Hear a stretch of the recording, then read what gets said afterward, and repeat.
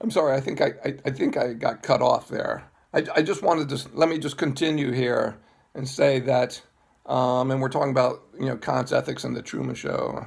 This is just a continuation of the same lecture here. But what I want to say is that, right, Truman on the Truman Show, he's treated as a mere means for the benefit of the people who make the show, and he's treated as mere means for the benefit of the people who watch the show. Right, there are many people around the globe that enjoy watching the Truman Show. Right, and those people are made happy by watching the show. And the producers and the directors and the actors on the show, they benefit from, right, because they're paid to be a part of making the Truman Show. And so the actors and the directors and producers and the cameramen, they profit from this manipulation of Truman. But Truman's just treated as a means for the happiness of the society, the happiness of the directors and producers and the actors of the show, right? And he's treated as mere means because he's just manipulated and deceived about the nature of his own existence. Um, and, I think that while the Truman Show makes Kant's categorical imperative look right, look makes it look plausible as an ethical principle. At the same time, I think the movie makes utilitarianism look pretty bad. And I say this because the people making the show, they profit from the manipulation and deception of Truman. And the millions who watch the show, they derive pleasure from watching it. And all of this, right? And through all of this, it would seem that the treating of Truman as a mere means contributes to the total happiness. And so it looks like utilitarianism might justify this treatment of Truman, whereas Kantianism would never justify this treatment of Truman, because this treatment of Truman, where he's deceived and manipulated about the nature of his existence, clearly violates the categorical imperative, which says we should never treat persons as mere means.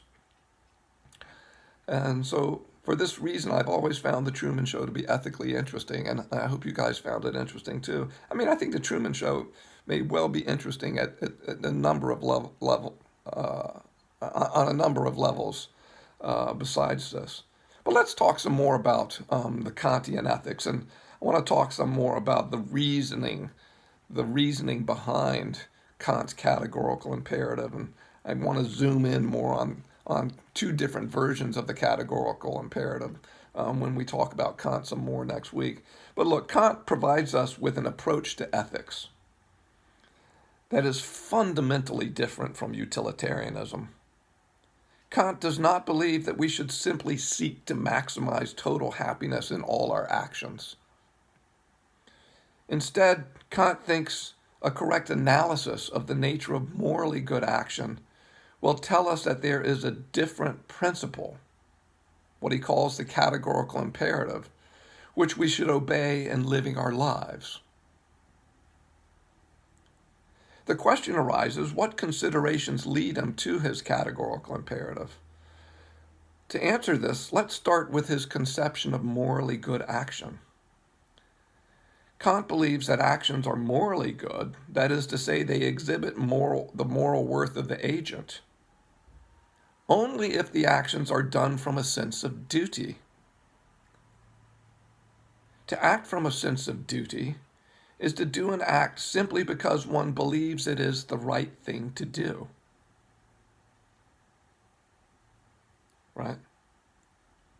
Kant's reasoning might be captured as follows. Point one, all actions are motivated either by desire or by a sense of duty. Right? That is to say, I'm giving this online lecture right now. The question arises, why am I giving the online lecture? Am I doing it simply because I made a promise to give these online lectures and I think I ought to keep my promises, and am I doing this simply because I think I ought to do it, because I think it's the right thing to do? Or am I giving the online lecture because I desire to do so, or because the desire to keep my job, and to keep my job, I have to do the teaching, etc. Right? Right? And all of our actions, it seems, would be motivated by one of those motives, our sense of what's right, or our sense or are desiring to do it. Each night, I brush my teeth. Do I brush my teeth because I want to, or do I do it because it is right for me to protect my health, and hence I brush my teeth? What's the motive, right? And so all actions are motivated by either by a desire or by a sense of duty. I think Kant's view is also that if you do what is right simply because you desire to do it, then such a right action exhibits no real commitment to doing what is right. Because had you possessed a different desire to do something else, you would not have done the right thing. I might come back to that in a moment. Kant's view is that actions must exhibit a commitment to doing what is right, to have moral worth. Therefore, only actions motivated by a sense of duty exhibit moral worth. Right? I mean, look at it this way. If if I work at a soup kitchen, giving food to the poor this Friday night, and I do that only because I want to do it, not because I think that I ought to do it or that I think it's right to do it, right? Then then I wouldn't be doing it if my desire had been something else. And it's quite conceivable that my desire could be something else, right? Whereas if I'm working at the soup kitchen simply because I believe it's right to do, right, then I'm showing a greater commitment to doing what's right in my action. Maybe a better way of coming at this, I mean, suppose that I promise my friends, maybe I'm in a fraternity, and I promise my friends in the fraternity that I will do the 6 to 7 o'clock shift at the soup kitchen this Friday, right? And suppose I believe it's right to keep my promises, and this Friday when 6 o'clock comes around, I'd rather be at the teak kegger than at the soup kitchen. But I've got this belief that I made a promise, and I believe it's right to keep my promise to work at the soup kitchen, and so I go work at the soup kitchen and go instead of going to the teak kegger, which is what I'd really rather be doing. Now that shows a significant commitment to doing what's right, and my action then would have moral worth. Now, if instead, despite my having made the promise to my friends in the teak fraternity to be at the soup kitchen from 6 to 7, suppose that what motivates my going to the soup kitchen is just my desire to be there. Now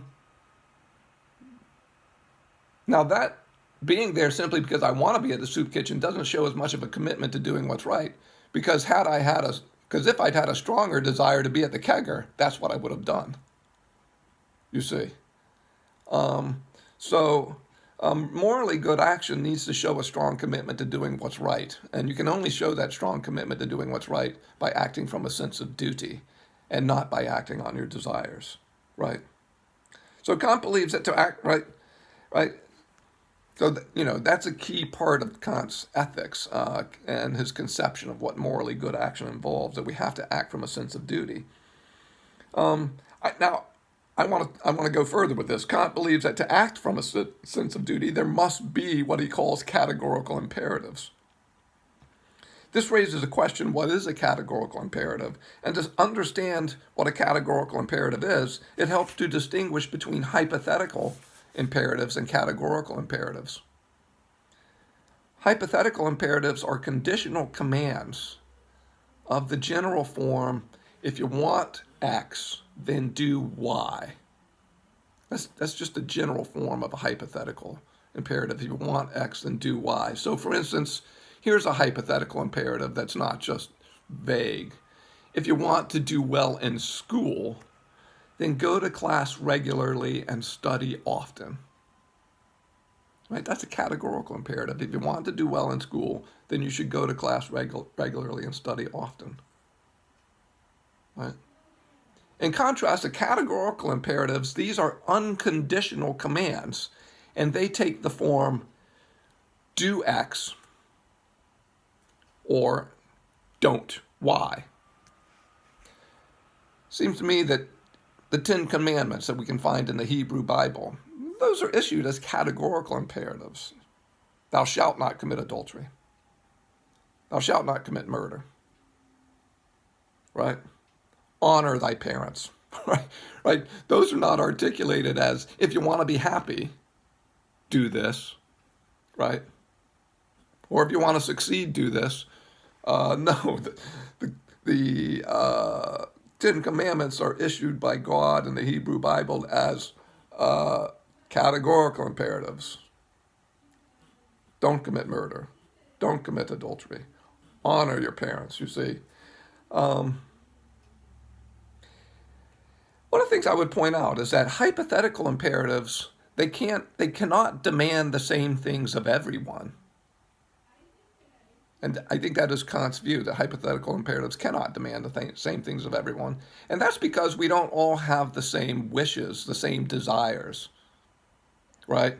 Let's go back to that example I gave earlier. If you want to do well in school, then go to class regularly and study often. That's a hypothetical imperative that says, if you want to do well in school, then you should do this and this.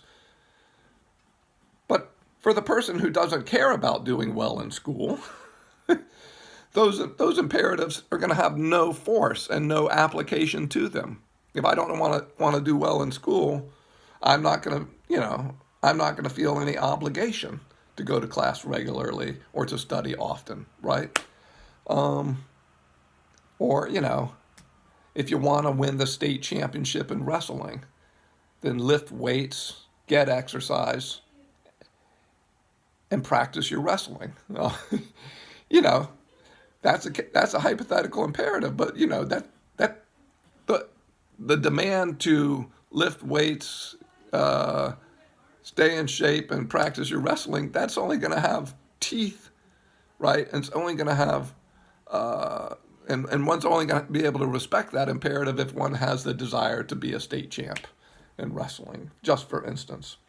Look, Kant believes that all moral imperatives, they have to be categorical. They cannot be hypothetical. And what I want to do is I want to walk through what I see as the reasoning on this, the Kantian reasoning. Look, first of all morally good actions. As we've seen, Kant says all morally good actions must be done from a sense of duty. To act from a sense of duty is to act out of respect for the moral law. It's to act out of respect for moral rules. Moral rules or moral laws, they are commands to do this or don't do that. Now, all commands, as I just said, are either hypothetical or they are categorical. To act out of respect for a command or a law, the law must demand the same things of everyone.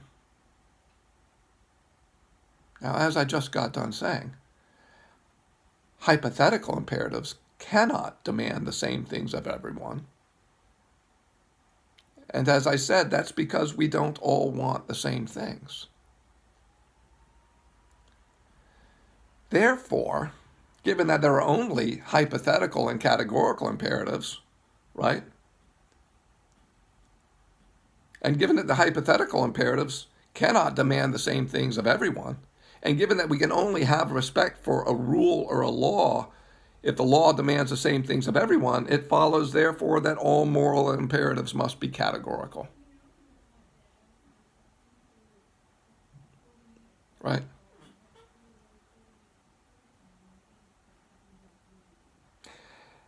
One of the premises, and hopefully you can look at your outline as I present this lecture. One of the premises here says that to act out of respect for a command or a law, the law must demand the same things of everyone. Some of you might wonder, why is that? Let me just illustrate. Imagine that I came into class one day, and I said, um, all of the men in this class are free to leave. All of you women have to stay here and take a pop quiz. Now, if I said that, if I issued that command, now if these women had any nerve or guts, they'd say, to hell with you, Lamos, we're not doing this. That's unfair to make us take the quiz and let the men go, right? It seemed to me that they could not respect a rule that's being applied only to the women and not to the men. And if they had any guts, they would rebel. Now, they might not rebel out of fear of the repercussions of what I would do. But if they go ahead and take the pop quiz out of fear, that's not doing it out of respect for my rule, right? And I don't think they could respect the rule which is imposed just on the women and not on everyone evenly. And it's only categorical imperatives which have application to everyone, right? And so we can only have respect for rules which are issued categorically. And since to be morally good involves acting out of respect for rules, acting from a sense of duty, then any moral imperatives must be categorical in nature.